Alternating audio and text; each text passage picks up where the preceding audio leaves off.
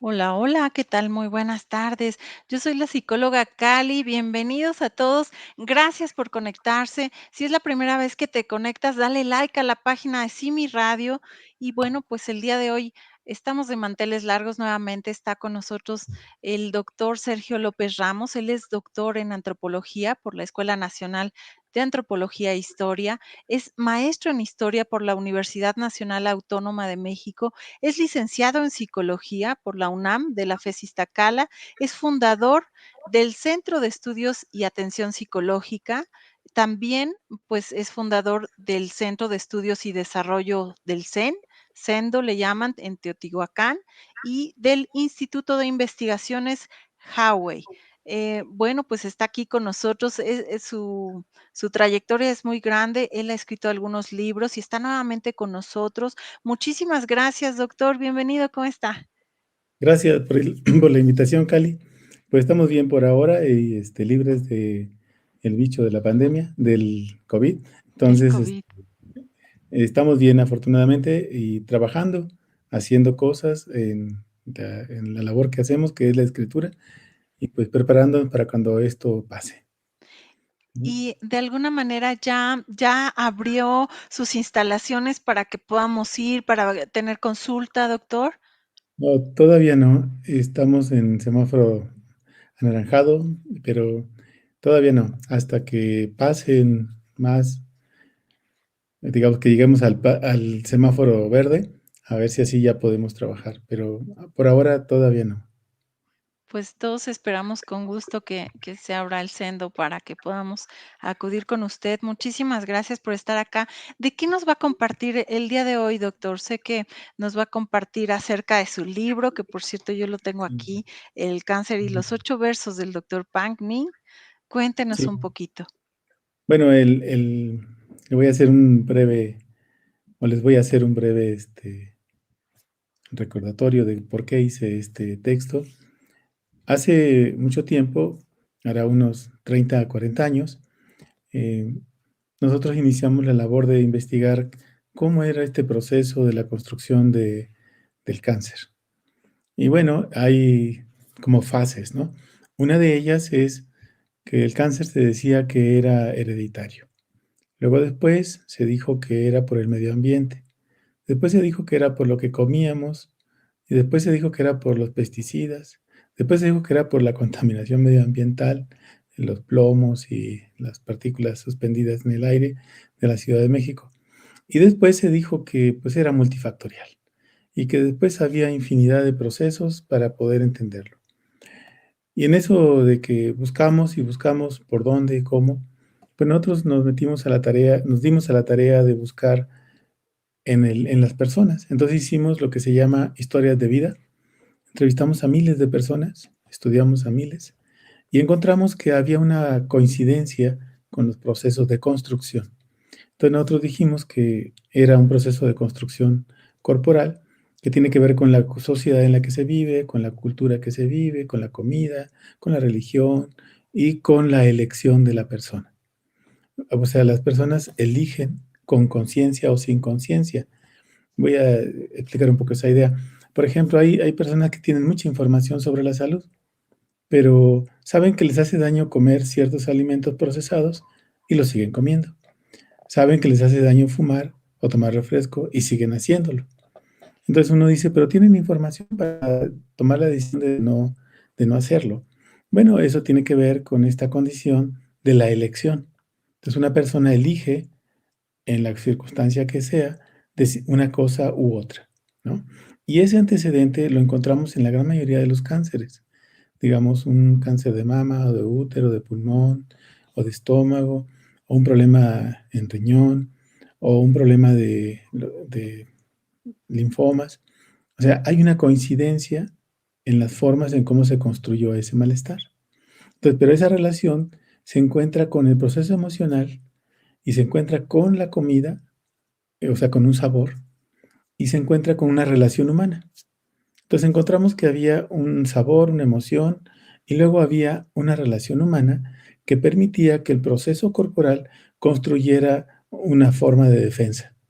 Y si a eso le agregamos que hay una comida deficiente, O sea, una comida muy rica en carbohidratos, en sales, en trans, ¿no? Grasas trans, o muchos alimentos de orden refinado. Entonces, el cuerpo no tiene mucha posibilidad de oxigenarse. Entonces, eso significa que hay mucho riesgo para la célula de que ella se pueda mutar porque no tiene oxígeno suficiente. Entonces, ahí es donde hay una primera amenaza para el cuerpo y el cuerpo entonces se tiene que defender. Y él, para protegerse de la imprudencia o de la ignorancia o de la elección de nosotros, entonces lo que hace él es mutar una célula. El cuerpo muta y esa célula se hace un tumor. O se hace un tumor canceroso o un tumor no canceroso. Entonces, eso para explicarlo, tuvimos que entonces buscar más procesos de fundamentación. Y uno de los autores que encontramos fue el doctor Panmin. Y él sostiene que hay un proceso que se relaciona directamente con el proceso de energía que uno tiene. Entonces él construye su propuesta de Shinen Kigon y le llama científico, ¿no? Es un método que él dice que es científico. Y eso significa que para abrir una cosa que él llama el campo, o para abrir el campo de energía que tenemos, en el interior y el exterior, lo que hace él es componer estos versos que permite esa apertura del diálogo del campo y hace que la persona entre a esa armonía. Entonces, por ejemplo, la cabeza en el cielo azul, los pies con los pies en la tierra. Eso significa que nos ubicamos en el tiempo. O sea, nosotros pertenecemos a este planeta y tenemos un cielo y tenemos una tierra, pero tenemos que estar bien plantados con esos pies en la tierra para no perdernos, para estar bien ubicados, para saber que vivimos en este país, México, para saber que aquí podemos construir y hacer cosas y que aquí nos tocó vivir, ¿no? Aquí estamos, aquí nacimos. Entonces hagamos cosas así como usted, aquí nació, aquí está, hace su programa, ¿no? Yo aquí hice un trabajo con el Sendo, ¿no?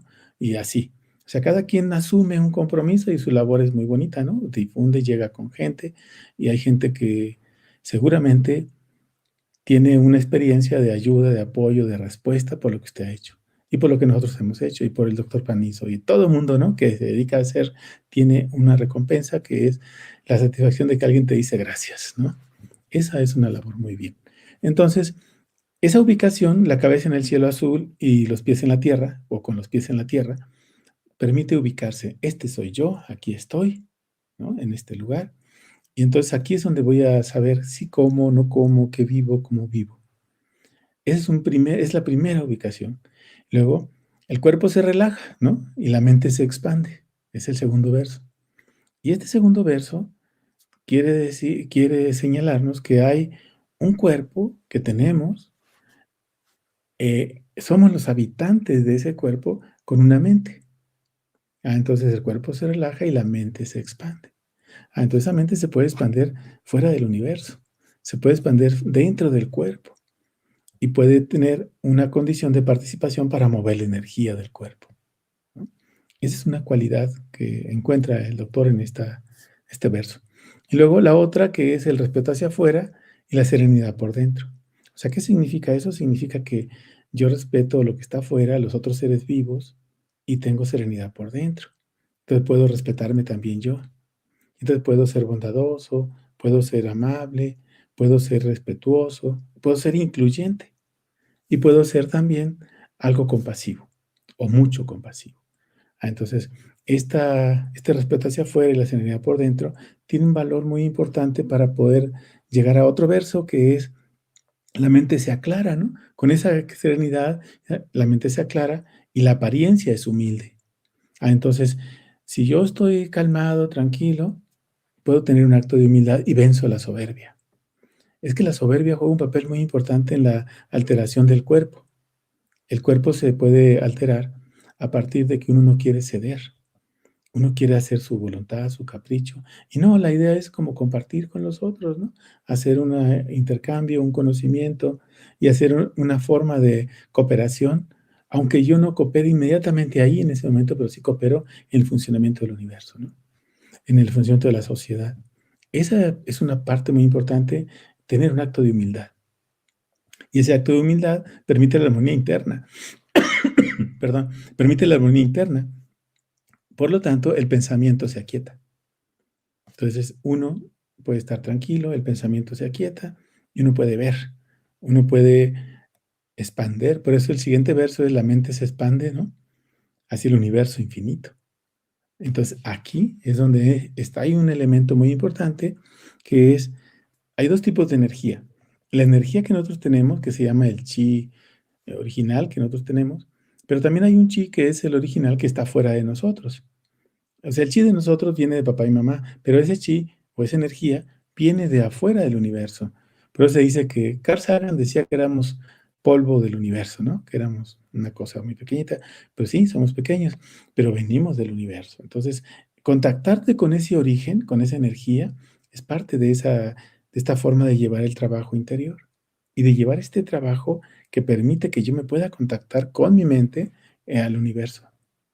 A eso se le llama abrir puertas dimensionales o abrir un proceso de comunicación con esa conciencia del universo y poder bajar información, poder contactarte con información. Eso significa que rompemos un pensamiento, que es un pensamiento condicionado, que dice no hay opción.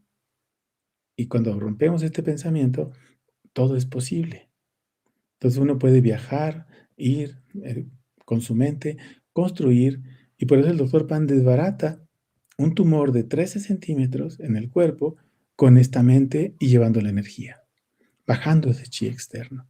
Hay un video, lo pueden buscar en la red, y ahí está, y se va demostrando cómo arrojándole chi, metiendo energía, el tumor va bajando, va bajando, va bajando hasta quedar pequeño y desaparece. Pero eso es hacer un trabajo donde la mente ya pudo expandirse fuera y dentro del cuerpo. Entonces eso nos lleva al otro verso, que es: la mente brilla, ¿no? Profundamente en el interior del cuerpo. Y si brilla en el interior del cuerpo, quiere decir que nos puede curar, quiere decir que nos puede equilibrar, quiere decir que nos puede mantener en un nivel donde todo puede ser armonioso. Ya no hablamos de salud, hablamos de armonía. De una armonía que me permite conservar un estado de equilibrio y me da un sentido, profundo sentido, de amor a la vida. Eso es algo muy valioso, porque descubrir el amor a alguien puede ser muy fácil, pero descubrir el amor al universo y a la humanidad es algo más profundo, mucho, muy profundo. Entonces, cuando decimos que la mente brilla profundamente en el interior del cuerpo, pues entonces podremos hasta, como decían los maestros taoístas, poder brillar en la oscuridad, ¿no? O tallarse sus manos y luego en la oscuridad ver el chi de sus manos, ¿no? Entonces, el último de los versos sería: el cuerpo entero entra en armonía con el chi del universo. Entonces aquí sí que nos conectamos con ese universo y podemos hacer un principio de cambio y transformación en el cuerpo. ¿Por qué tomé estos 8 versos? Y hice un librito, ¿no? ¿Por qué lo hice? Porque ese es un principio para hacer un trabajo de prevención sobre el cáncer. Y si alguien que lea el libro va a decir: pero no aparece el cáncer, ¿sí? O sea, el cáncer es una condición para trabajar sobre ello y ser una persona que sea armoniosa. Y eso evita cualquier riesgo de una mutación celular. Entonces una práctica donde uno se armoniza, respira, se mueve. El movimiento es muy importante. ¿Por qué? Porque el movimiento permite oxigenar, permite que la energía se mueva, permite que la mente se desplace. Y eso nos da una cosa muy importante, nos permite la paz interior. Por ejemplo, el correcto hablar o el correcto accionar son dos elementos fundamentales en la vida de una persona. Pero hay gente que no acciona acorde a lo que dice. Entonces puede mentir y puede hacer algo que no corresponde con lo que ha dicho. Entonces está mintiendo.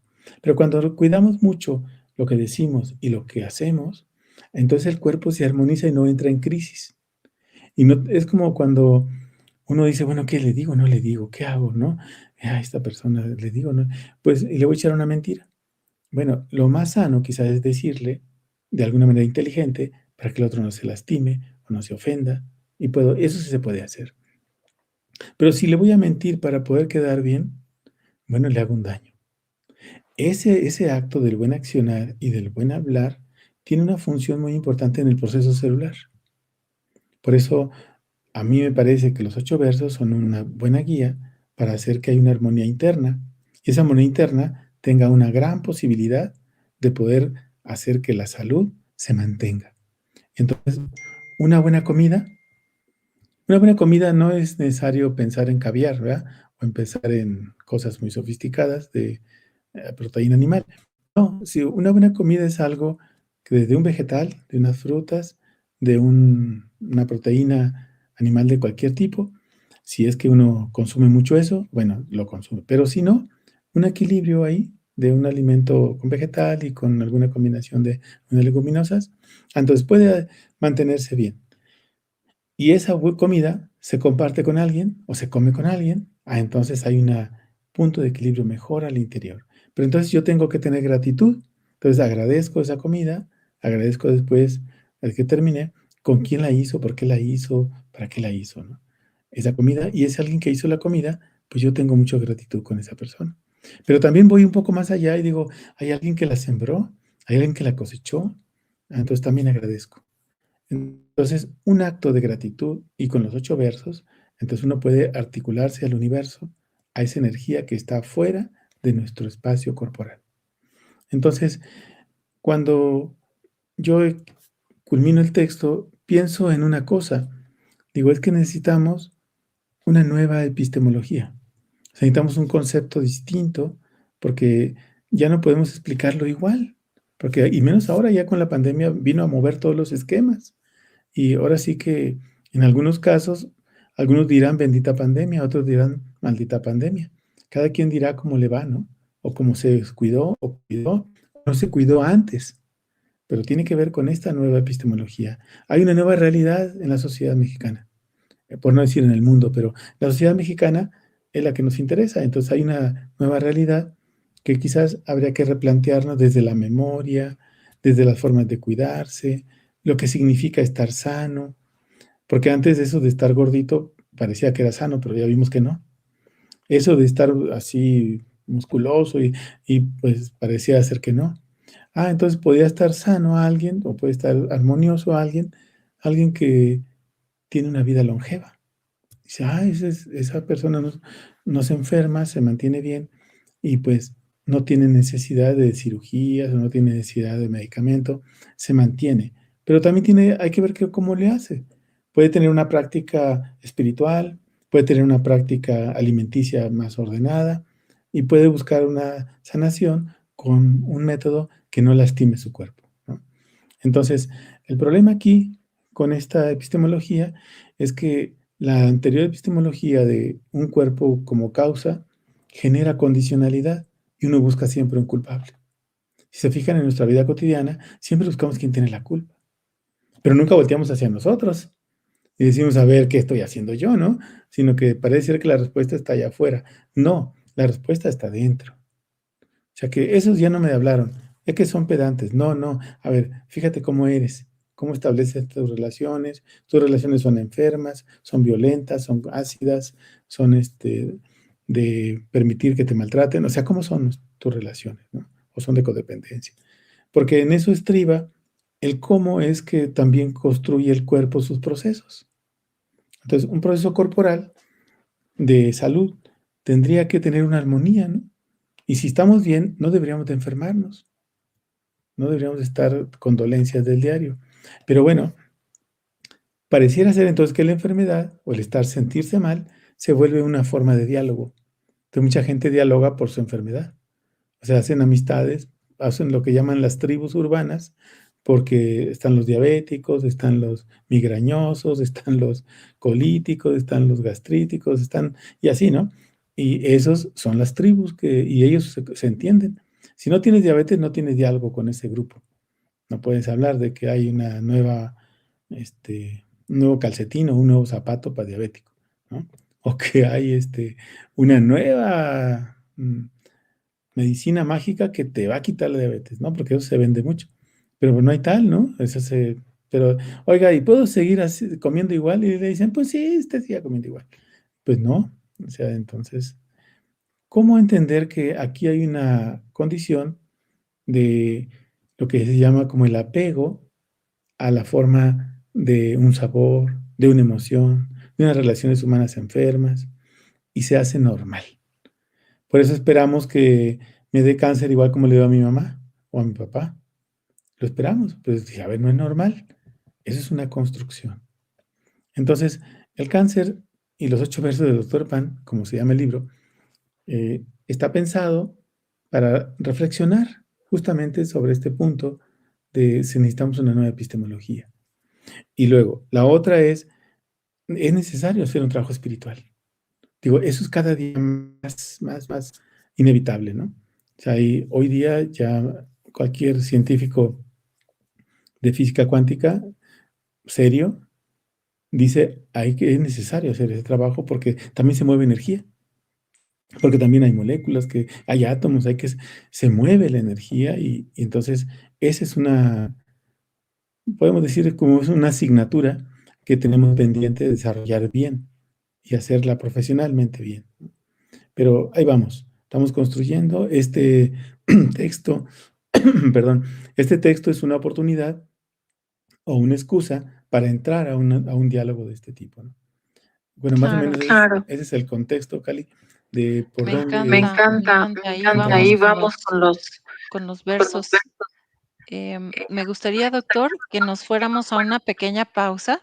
En esta Sí, pausa va a aparecer, pues, la imagen de su libro que encuentran en el Mercado Libre, si así lo quieren, y regresamos en un minutito para que nos siga compartiendo, querido doctor Sergio López Ramos, pues, los demás versos y nos siga, compartiendo sus saberes. Vámonos, Paquito, a una pequeña pausa, pero regresamos, amigos, no se vayan. bien.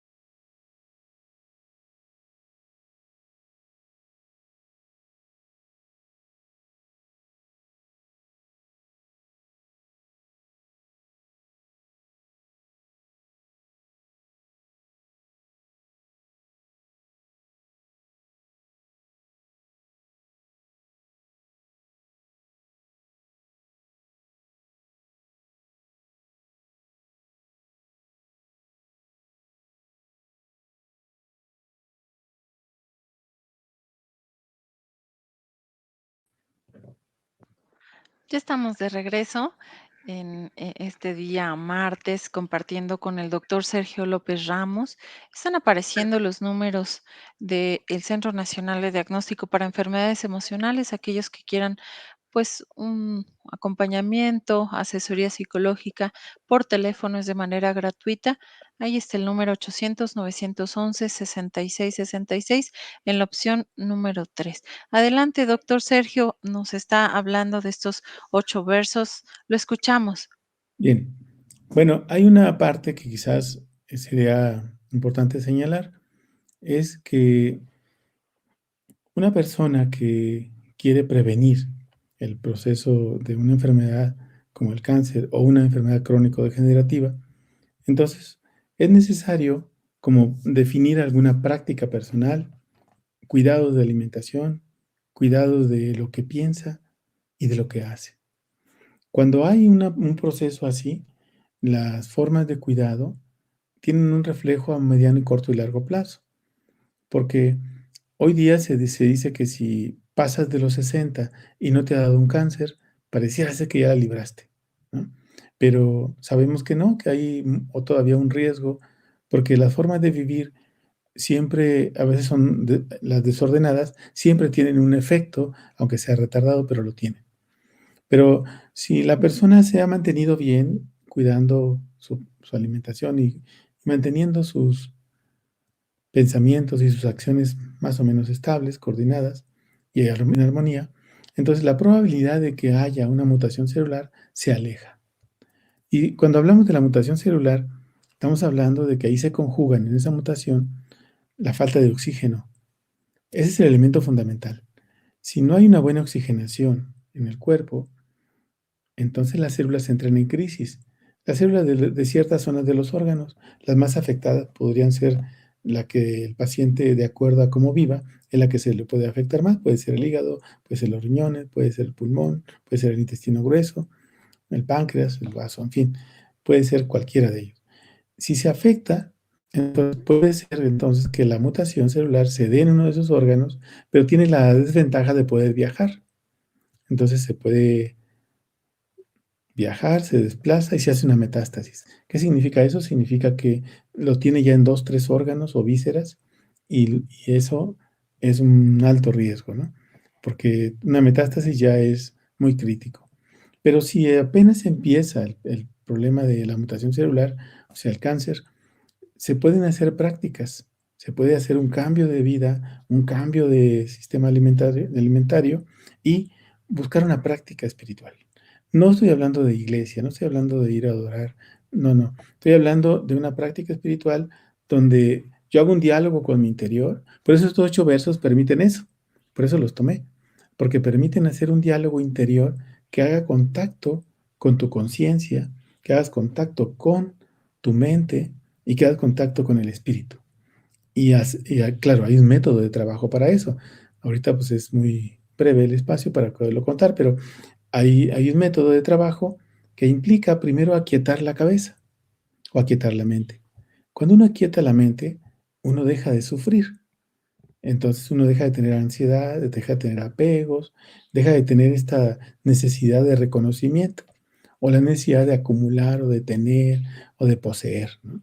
Porque acuérdense que el sufrimiento viene de esta idea de tener, de poseer. Entonces, cuando se tiene algo, se sufre porque se quiere cuidar o se sufre porque se quiere más. Cuando no se tiene, se sufre porque se quiere tener.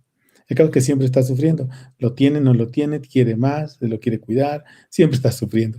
Entonces, pues es una tragedia esa vida. Y acaba mal, obviamente, ¿no? ¿Por qué? Porque dice el doctor Pan que hay un concepto que es el concepto de propiedad privada.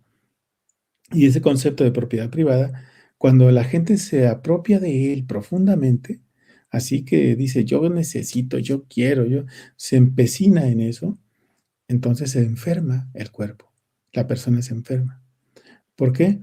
Porque el concepto de propiedad privada hace que no se tenga una moral o una ética o un respeto.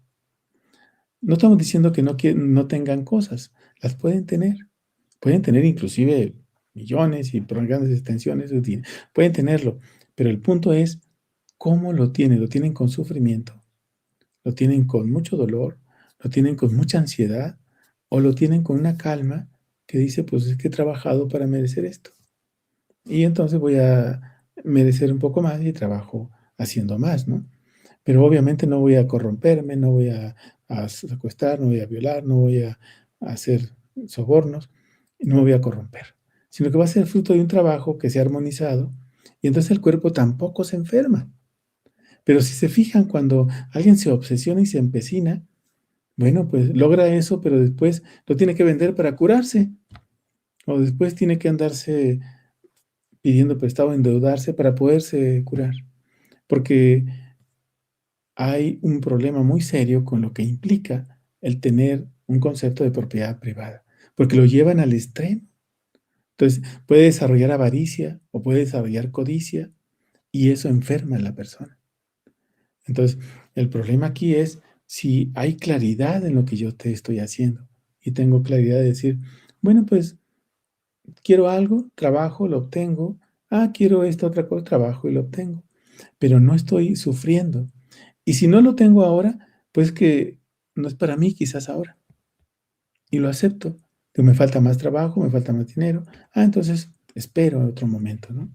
Porque ese es parte del proceso de enseñanza de saber vivir. Hay un arte de vivir, ¿no? Y ese arte de vivir tiene que ser lo más armonioso para evitar una alteración celular en el cuerpo. Entonces, por eso es que esta propuesta del doctor Pan a mí me interesó, porque dije, es lo que hemos nosotros dicho, que hay un proceso de construcción, pero entonces ese proceso de construcción tiene que ver con la elección del sujeto, pero a veces no es un problema de elección, sino que también es un problema de cómo el sujeto no entiende que debe de tener cierto conocimiento. A ver, ¿qué significa eso? Significa que muchas personas pueden estar en la ignorancia aun cuando tengan un doctorado, aun cuando tengan una especialidad, una maestría, lo que sea, una licenciatura, puede vivir en la ignorancia de saber vivir, no la ignorancia académica de su campo. Eso puede ser muy experto, pero puede tener una ignorancia del arte de saber vivir.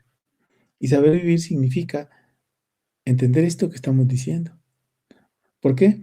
Porque entonces, entendiendo ese principio de que hay una forma de vivir lo más armoniosa posible, entonces yo venzo la ignorancia y puedo accesar a la sabiduría. Esa es una condición diferente. Entonces, si entro a la sabiduría, no me quedo en la idea de la ignorancia de un conocimiento que me puede resultar hasta perjudicial en mi vida. Entonces, aquí hay un elemento muy importante. No se necesita ser un académico para entender que hay que vencer la ignorancia de vivir. Entonces, ¿cómo la venzo? Si yo entiendo que yo nazco, envejezco, me enfermo y muero. Es una norma de todo ser vivo, ¿no? Puede ser que la enfermedad no sea fatal, puede ser una enfermedad de vejez, que ya dejaron de funcionar los órganos, pero al final viene siendo un desgaste y una enfermedad. Entonces, si yo sé eso y lo aplico en mi vida, entonces ahora que ya me salieron barbas blancas y eso, entonces ya no voy a sufrir porque me estoy avejentando, se me cayó el pelo, entonces tampoco voy a decir, ay, qué mala onda, hay que ponerse injertos o hay que ponerse un bisoñero. No, ¿por qué? Porque la vejez es algo natural, es algo normal y eso no debo de tenerle miedo.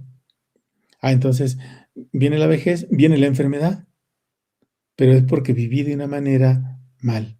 Buda decía, joven que viejo que jala la carreta es un joven que no trabajó, ¿no?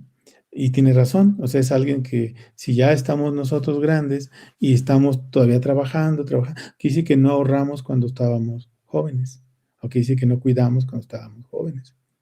Entonces, eso significa que hay una relación con la vejez y con la enfermedad, pero también con la llegada de la muerte. Entonces, cuando uno sabe eso y lo entiende bien, uno ha entendido el oficio de vivir o el arte de vivir sin dolor, sin sufrimiento. Por eso alguien me dice, oiga, ¿y usted no se pone a pensar el día que se muera? Dije, no, porque el día que el día que llegue, pues me tengo que ir. Así, puede ser el día que sea. ¿Por qué? Porque no estoy esperando que sea dentro de 200 años, ¿verdad? No, me gustaría, pero si llego a 120, pues está bien, ¿no? Está bien, no me enojo. Pero tengo que trabajar para eso, a ver qué estoy haciendo, ¿no? No odio a nadie, no le reclamo a nadie, no tengo inconformidad, no maldigo a ningún ser que esté al lado mío, eh, soy cooperativo y trato de ser justo con lo que hago. A ver, esto le toca a fulano, esto es esto, o sea, trato de ser justo. ¿Por qué? Porque eso hace que el cuerpo al interior también entre en armonía. Entra en armonía y si entra en armonía ese cuerpo, entonces es la mejor defensa para cualquier enfermedad, la armonía y el equilibrio. Entonces lo que sale de mi boca no tiene que lastimar a nadie. Pero puede ser que lo haga con toda la intención, entonces lastimo al otro, pero también me lastimo yo, porque esa es la resonancia que hay en mi cuerpo. Pero si digo, bueno, pues ellos me ofendieron, pues está bien, pero no me meto a ese juego, ¿ya? ¿Por qué? Porque si me entro a ese juego, yo desato una ira en mi interior. Yo desato un reclamo, un resentimiento, un odio, y ese me va a destruir al final, porque no lo destruimos al otro. Acuérdense de la artritis deformante, ¿no? Es alguien que odia mucho o quiso matar a alguien o golpear a alguien y no lo sacó y lo guardó. Y entonces el cuerpo, como tiene memoria, entonces dijo, bueno, ¿qué hacemos con esto, no? Pues hay que destruir a este y empieza a destruirlo de sus falanges, ¿no? Y queda la gente inmovilizada. Entonces, hay un punto aquí muy importante que es el cómo entiendo el oficio de vivir, ¿no? Entonces, ese punto para mí es muy importante, entendiendo los 8 versos de Doctor Pan. Y yo trato de apegarme a eso. Yo digo, yo siempre he estado con la cabeza en el cielo azul y los pies en la tierra, y vivo de eso. Y agradezco a la tierra, y agradezco también al cielo, ¿no? Porque pues, es que somos tan pequeñitos que somos nosotros el espacio entre el cielo y la tierra, y ahí vivimos. Pues digo, lo mínimo que podemos hacer es dar gracias, ¿no? Aparte de destrozar la tierra, bueno, pues podemos dar un poco de gracias y tratar de no destruirla en el espacio donde estamos. Claro, ser agradecidos. Y bueno, nos ha hablado de que la mente se puede expandir, doctor. Por ahí nos Sí, preguntan cómo empezar a meditar, nos preguntan este,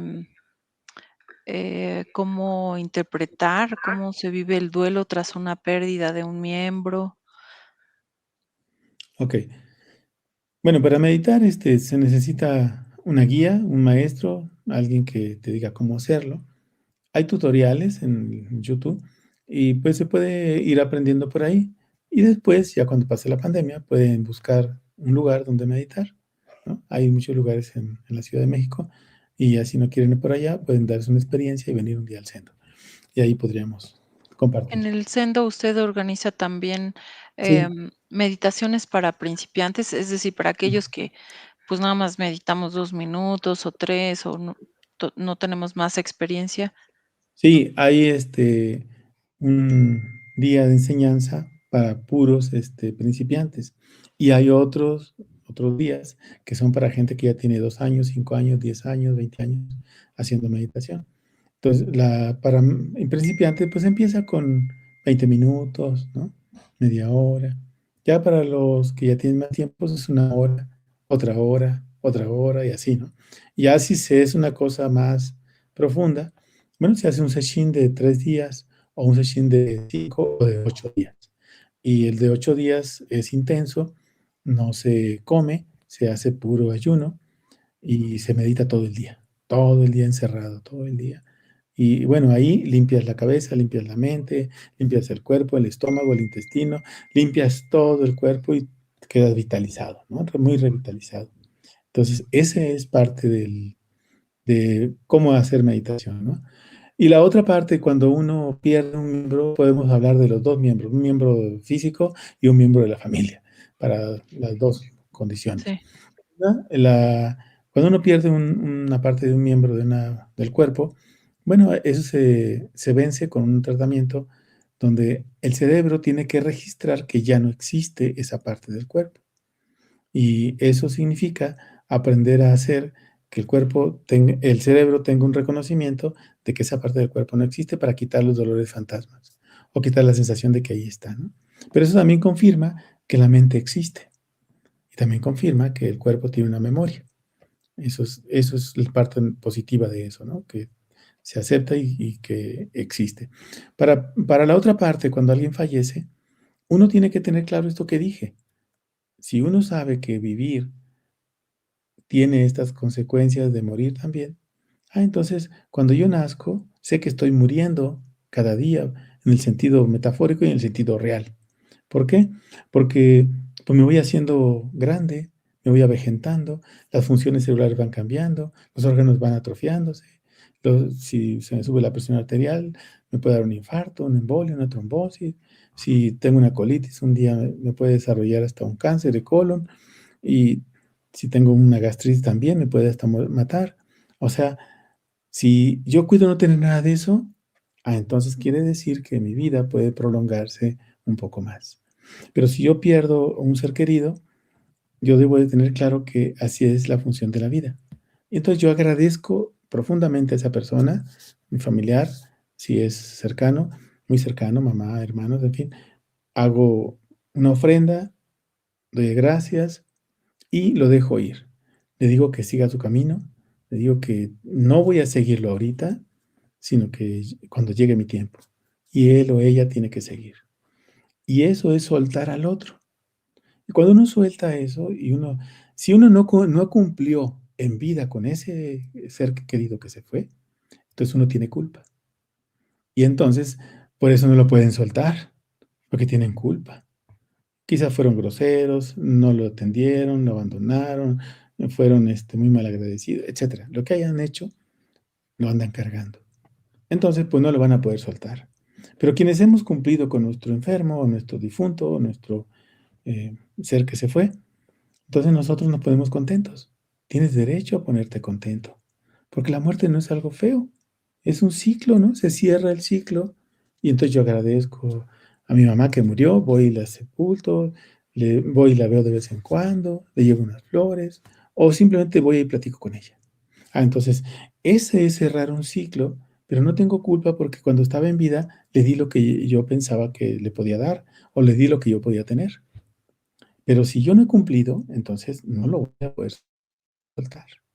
He tenido muchos casos, ¿no? En consulta de gente que dice: "Ay, es que estoy muy triste por la pérdida de mi hijo, la pérdida de mi mamá", en fin, de su ser querido. Y yo pregunto: "¿Cuándo fue eso?".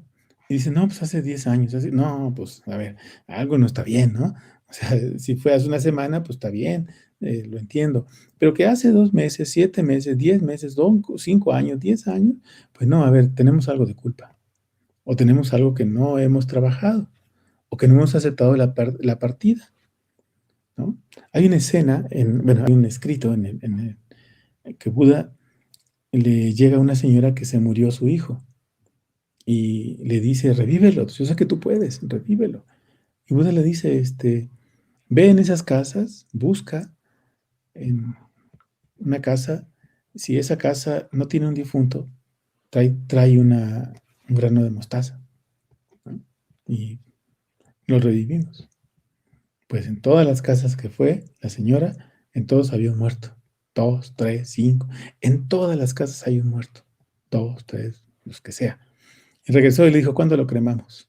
Había entendido que no era necesario pensar que había que revivirlo.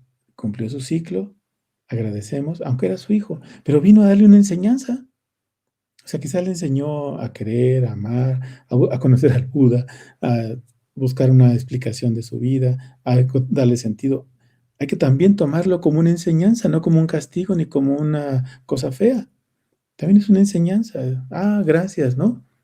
Yo, gracias, digo, mi maestro murió, fui a verlo antes de que muriera, me dijo: "Yo me voy a morir en 3 meses", y así fue, y se murió, pero yo le agradecí y dije, ya después fui a ver su tumba y le dije: "Vámonos, ¿no? Vente acá conmigo", en fin. Pero entendemos cómo es que el otro vino a enseñarnos y agradecemos nosotros profundamente. Y es cuando lo soltamos, lo dejamos que se vaya. ¿Por qué? Porque hay alguien más alrededor. Hay hijos, hay hermanos, hay abuelos, hay tíos, hay esposa, hay esposo, hay nietos, hay mucha gente que quizás necesita a esa persona. Y está siendo egoísta si nada más está atorada ahí. No, la vida es, a eso le llamamos que la vida es maravillosa. Es cuando uno dice, la vida tiene ese equilibrio. Fíjese, hay una historia de un señor que decía: "Yo quiero a la dicha, ¿no? Quiero que venga la dicha", y la pidió y la invocó, y tocó la puerta de su casa, dijo, abrió y dijo: "Yo soy la dicha que pediste". Dijo: "Qué bien, pásale". Dijo: "No, no, espérate, pero vengo acompañado de la desdicha, es mi hermana. O sea, si me aceptas a mí, que soy la dicha, tienes que aceptar también a la desdicha, que somos pareja, somos inseparables". Y así es la vida, ¿no? O sea, hay algo maravilloso, pero acuérdate que va a haber algo triste también. Y a haber algo mucho más maravilloso, sí, pero también va a haber algo también de pérdida, porque así es, hay un equilibrio, entonces uno tiene que aprender el equilibrio de la vida, el día y la noche, lo masculino, femenino, la sombra y la luz, ¿no? Uno tiene que aprender que eso existe y está dentro de nosotros. Y ahí es cuando uno comprende que hay algo maravilloso que es el oficio de saber vivir. Saber vivir una vida sin problemas. Fíjense, hay personas que se levantan y ya están enojadas. Y luego se van a bañar y se enojaron. Y que van a comer y ya se enojaron. Y que salieron a la calle y ya chocaron. Y que, híjole, no, digo, no, pues esa vida, híjole, hay que saber por dónde va ese para no cruzársele uno, ¿no? Para, avísanos por dónde vas a ir para no irnos por ahí. Porque es gente que ante todo lo hace de todos, como dicen. Ya se levantó y dijo: "Ay, ¿por qué? ¿Y no has prendido la luz? ¿Y no has prendido el foco? ¿Y no has prendido esto?". No, a ver, pues ahorita lo hacemos. No, ¿y la comida qué pasó? ¿Qué has hecho en toda la mañana? Oye, pues me acabo de levantar también igual que tú. No, pero se arma el relajo, ¿no? Y eso ya se echó a perder el día. La verdad, no, honestamente no entiendo cómo pueden vivir así. Y si uno tiene a alguien así de tóxico al lado, entonces uno tendría que, decir: "A ver, ¿cómo lo alivianamos?", ¿no? Le podemos dar atención, le podemos dar afecto, lo mandamos con Cali, a ver qué hacemos, ¿no? A ver, tenemos que hacer algo, porque no se le puede cambiar el cerebro ni nada de eso, pero sí quizás podríamos ayudarle a que tenga paz interior, ¿no? Podemos hacer que tenga un poco de armonía, empiece a trabajar con su interior, que haga un poco de paz, que aprenda a respirar. Esas cosas tan sencillas permiten la paz interna. ¿Por qué? Porque la mirada está ofuscada y no saben mirar, ¿no? No pueden mirar, ¿sí? No sé si hay alguna pregunta, Cali, o otra. Sí, tenemos varias preguntas, maestro. Por ahí nos preguntaban, em, ¿cómo asimilar este tiempo donde el miedo y el control está invadiendo los cuerpos y a la sociedad? Nos dice Karina, ¿cómo entender este tiempo? ¿Usted qué nos puede decir? Mire, lo primero que hay que entender es que esa cosa que viene de afuera, que es el virus, o que es un virus, y que está ahí, cuando yo entiendo el funcionamiento de ese virus, entonces yo tomo todas las precauciones posibles, pero no dejo que el miedo invada mi cuerpo porque me va a paralizar. Porque me va a enceguecer, porque me va a dar pánico escénico, porque me voy a enfermar del riñón, porque no voy a descansar, porque voy a estar, con insomnio. Entonces, lo que tengo que entender es que así me tocó este tiempo, y no es ninguna maldición. Así me tocó en este tiempo.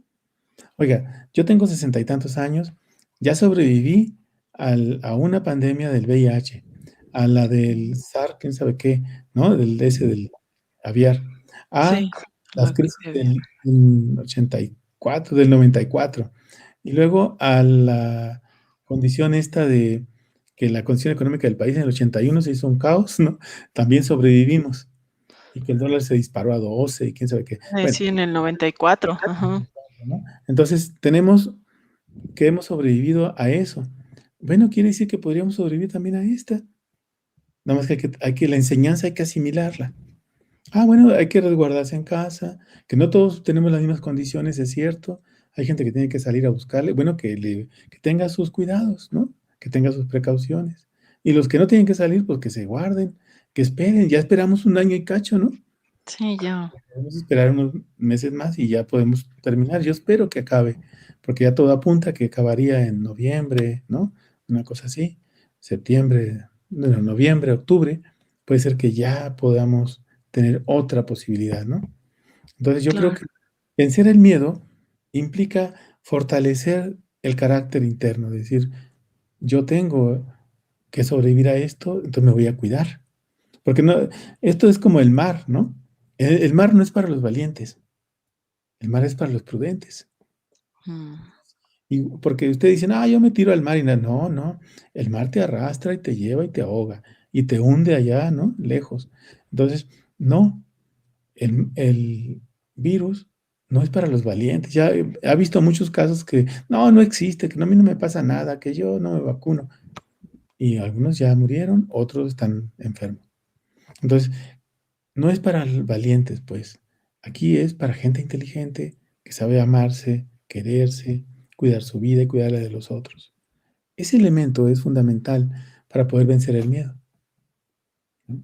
qué Y fabuloso. Gracias, maestro. No es para los valientes, es para los prudentes. Nos sí, quedamos con esa frase. Por ahí nos preguntan también al inicio sobre infecciones de vías urinarias, riñones, sobre diabetes, con qué tiene que ver. Doctor, bueno, ¿les queremos comentar algo? sí. Mire, para los diabéticos, bueno, sabemos que tiene que ver mucho con los hábitos alimenticios y con el cuidado y manejo de las emociones. Esa es una cosa que ya está probada en todos lados, ¿no? Tiene que ver con eso, con la comida y con la condición emocional y el cuidado de este proceso del susto, es que el susto y el coraje lo que hacen es producir un montón de glucógeno en el cuerpo y y pues el páncreas no lo puede regular con la producción de insulina. Y entonces cuando se colapsa el cuerpo en ese campo, ¿no? Entonces de ahí pues viene todo lo demás, ya desde hipertensión, problemas renales. Pero si es un problema solamente de infecciones en vías urinarias, pues habría que ver que esa persona tiene miedo. El riñón es miedo, es la emoción del miedo dominante. Entonces, hay gente que está grande y tiene enuresis o se alcanza a levantar en la noche 2, 3 veces. Habría que ver si no es próstata, ¿verdad? Si es hombre. Pero si no, puede ser un problema también de vejiga o un problema de infección. Pero eso es, digamos, relativamente sencillo si sabemos si hay ardores, si hay sangre, hay hematuria o si hay algo en la orina, ¿no? Pero si no, puede ser más emocional. Y eso hay que hacer un trabajo con la memoria corporal para vencer el miedo. Muy bien, Entonces, maestro, nos ha hablado hoy acerca de la cabeza en el cielo azul, los pies en la tierra, sobre el cuerpo que se relaja y la mente que se expande, respeto hacia afuera y serenidad por dentro, la mente se aclara y la apariencia es humilde, el pensamiento se aquieta, la mente se expande hacia el universo infinito, la mente brilla profundamente en el interior del cuerpo y el cuerpo entero está en armonía con el Q. ¿Es mm, así? sí, así es, con el ki. Ujú. ¿Con el ki? Ah, perdón. Ujú, con el ki. Okey. Estos son los 8 versos del doctor Pang Ming. ¿Algo que nos quiera decir para ir cerrando el programa, maestro? Bueno, quizás la enseñanza está muy dirigida a hacer una práctica diferente a la que hemos venido haciendo desde antes de la pandemia. Sí, yo creo que la pandemia es un parteaguas, es un antes y un después, en todos los campos. O sea, tenemos que aprender a cuidarnos, tenemos que aprender a ver qué es lo que comemos, con más prudencia. Tenemos que aprender que nada es para siempre y que alguien que era muy valiente y que decía que no, que él, y que ya se fueron y se fueron por el virus. Entonces uno dice, a ver, eso significa que yo debo de ser más humilde, o que yo debo de ser más armonioso, o que yo debo de aprender a respetar a los otros. ¿Por qué? Porque somos muy dados a hacer un juicio del otro. Entonces, mejor entender que el otro es su elección. Y pues yo, con la inteligencia que tengo, puedo entender que él es así o ella es así. Si ya les dije cómo y no quieren, no puedo hacer nada. No puedo hacer nada. Entonces hay que esperar. El problema es que a veces ya no hay retorno, como muchos que ya se fueron. Gente que decía que para qué hacíamos meditación, que para qué hacíamos esos tipos de brujerías, ¿no? Ellos decían eso, que para qué hacemos tal cosa. Y yo decía, no, pero es que eso es parte de una armonía con el universo. Es que no estamos solos, no somos los papas fritas del planeta, o sea, somos Sí. parte de un grupo de la vida, ¿no? Entonces, está el árbol, están los insectos, están los animales, está el aire, el agua, y esos son elementos que yo tengo en mi interior. Entonces están afuera. Entonces, debo ser un poco agradecido o mucho agradecido, ¿no? Yo soy muy agradecido con eso, porque, bueno, planto árboles, ¿no? Varios árboles, para agradecer a la tierra que me permitió tener a esta mamá, a este papá, para poder tener este cuerpo, por tener esta salud, por tener esta oportunidad de estar aquí con usted, ¿no? Y con ustedes, los radioescuchas o radiovidentes, como se les llame. Y eso es una gran oportunidad. Es como uno podría decir con eso, vivir es maravilloso, pero no escucho eso en las personas. Todos dicen: "Chinga, perdone, chinga". Así, y se quejan Sí. permanentemente. Y bueno, a eso se le conoce como la cultura de la queja, Ujú. y no la cultura de la construcción, Y ¿no? no la cultura del agradecimiento. Así Pues, es. maestro, doctor Sergio López Ramos, le agradecemos mucho, de verdad, que comparta sus saberes con nuestra audiencia. Y bueno, pues nuevamente, amigos, les quiero recordar, el libro del doctor se encuentra en Mercado Libre, así lo pueden buscar como El cáncer y los 8 versos del doctor Pang. El autor es Sergio López Ramos, el doctor Sergio López Ramos. Aquí está, ha aparecido en su pantalla. Y bueno, pues para que ustedes lo adquieran.